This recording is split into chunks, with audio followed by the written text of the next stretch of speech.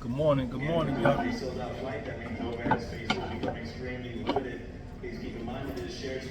Getting ready to board my flight down here in Tampa. Head on back to New Jersey. And make sure you subscribe to the channel. Follow me on my Instagram, same name, The Podcast with Soul. Join my one-on-one online coaching program. That link is underneath this. The website is thatfedlook.com. Very affordable, anywhere from $40 a week up to $80 a week. Whatever you want. Workouts, meal plans, the whole shit. And you get some contact with me. And I'm also going to have another program that's going to be a lot more expensive. I'm going to be rolling that out pretty soon for anybody that wants to work out with me for the next 8 months. That'll come later. But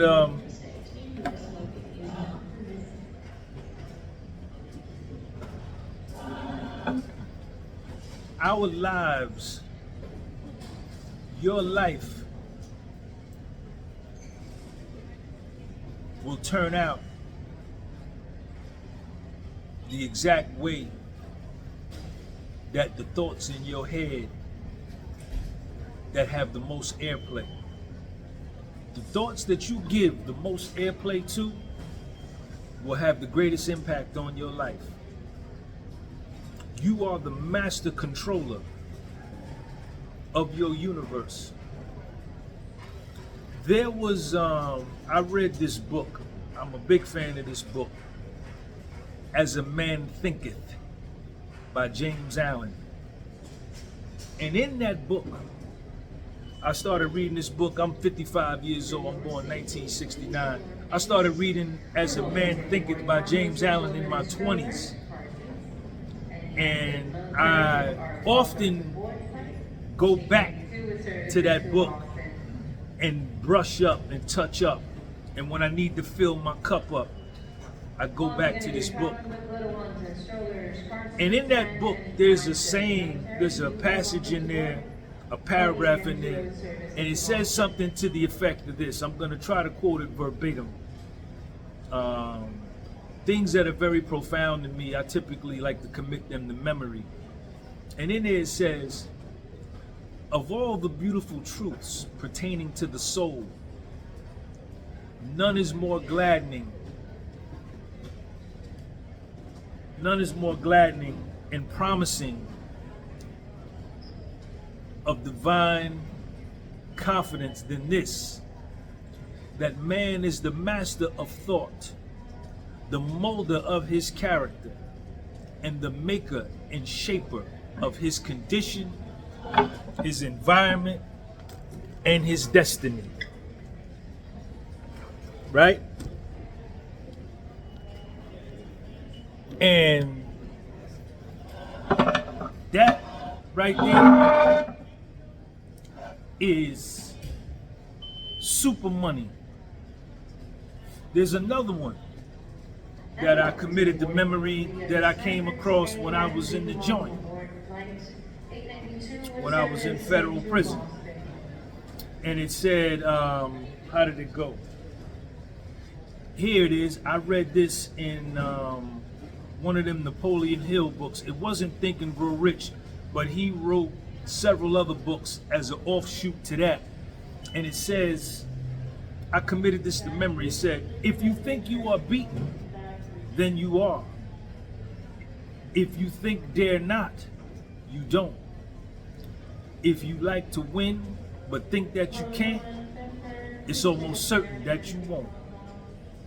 If you think you'll lose, then you're lost. For in this world, we find success begins in a person's will. It's all in the state of mind. If you think you are outclassed, then you are. You've got to think high to rise. You've got to first be sure of yourself before you can ever win the prize. Life's battles don't always go to the stronger or the faster man, but sooner or later, the one who wins is the one who thinks he can. These different sciences and different chambers of the mind, these different levels of consciousness, and the true application and development and the nurturing of thought was never taught to us. And a lot of what I have in terms of this information I'm giving to you has been self-reach, has been information that I have on my own, through my own volition, sought out my own self after spending hours in Barnes and Noble's bookstores and different libraries and ordering books and reading books on the power of thought.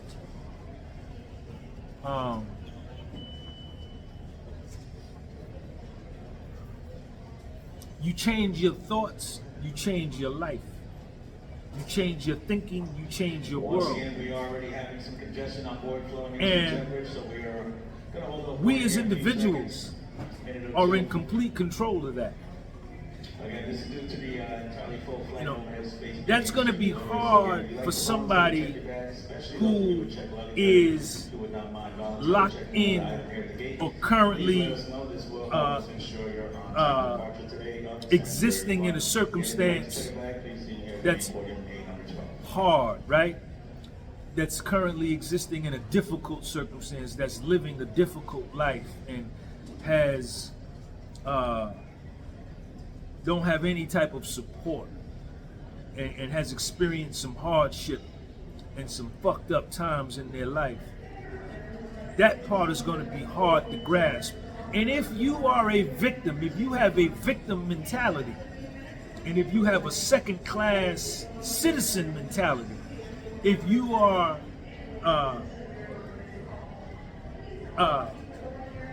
soaking wet with an inferiority complex, if you are infected with a second-grade self-perception of yourself, it's going to take a lot of work for you to even understand or believe anything that I'm saying. Right? You'll find your default move, your default reaction is going to be, that ain't true what he's saying. That ain't right.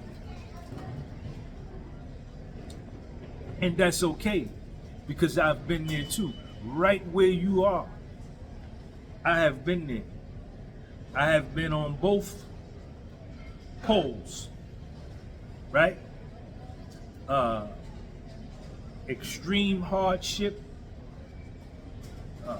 negative self-image, low self-esteem, negative thinking, low self-perception, no self-confidence, to tremendous self-esteem, marvelous self-confidence, high self-perception, great self-belief, right?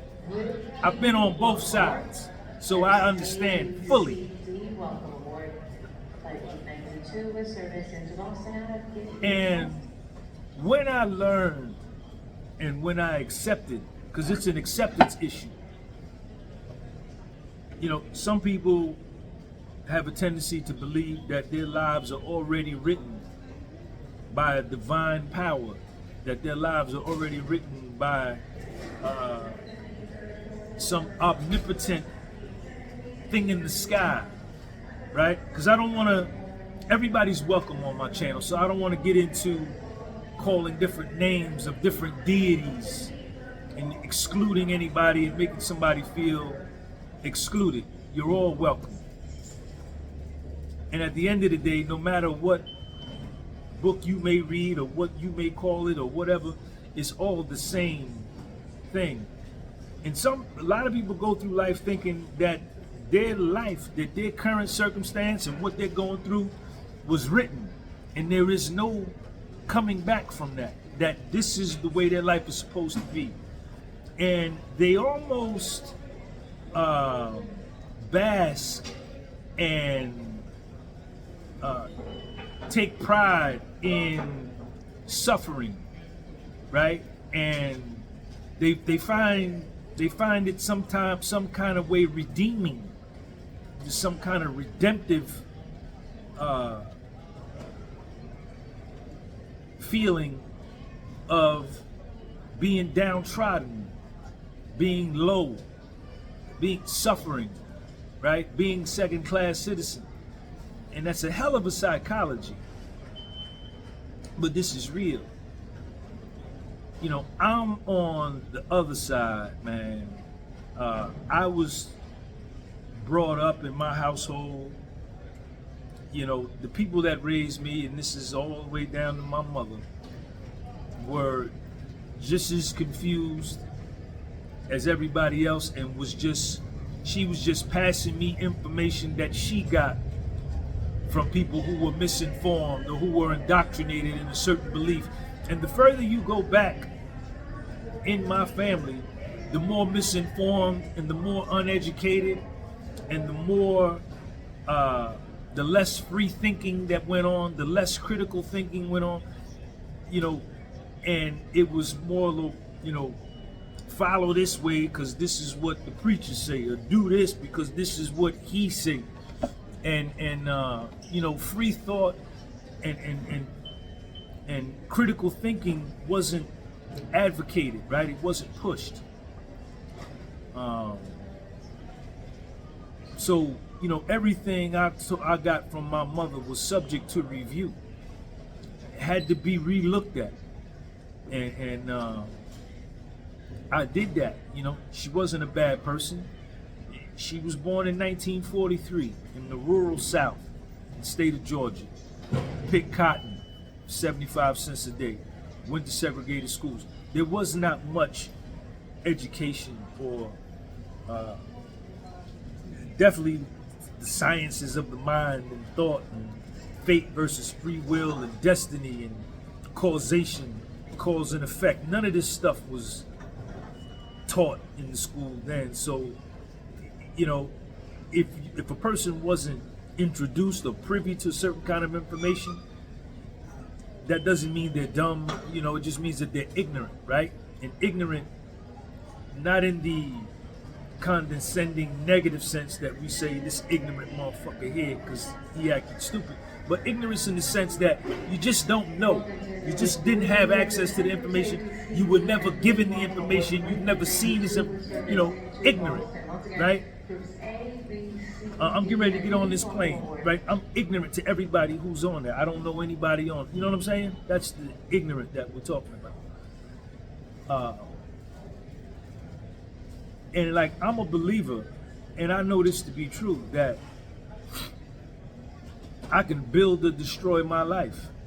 I can build it up to whatever I want, and I can destroy it with my thoughts, because my thoughts turn into actions, right? With my thoughts, I can destroy my life and put myself down in the dipsy dumpster. With my thoughts, I could destroy everything good. Conversely, on the flip side of that coin, with my thoughts, as James Allen says, and as a man thinketh, I could build my life up into beautiful heavenly mansions of joy, right? And the Staple Singers got a song called This World. And it says, my mind holds this world in its hand. You know, I can bring back yesterday. If I want to focus on the past and be stuck in the past and waddle in shit I can't change, things that have happened to me or things that were done to me or mistakes I made that's in the past that I can't change, if I want to focus on that and stay back there, I could be stuck forever. And I can do that in the here and now. That's one choice. Another choice is I can continue to look forward and visualize and imagine a beautiful life for me, right? And get busy today bringing that life into existence, right? Because it all starts in my brain. The power of visualization and the power of imagination is too strong. It's so powerful, right? And that is the true God in me, right? My visualization and my imagination. Because what I think it'll be, what I visualize it'll be, 100% of the time, it's going to come out that way. So, I'm glad y'all follow this channel. If you want to work out with me on a one-on-one tip for the next 8 months to summer 2025, stay tuned. I'm going to be dropping that pretty soon, and we're going to go from there. Subscribe to the channel. I'm going to holler at y'all later. Peace.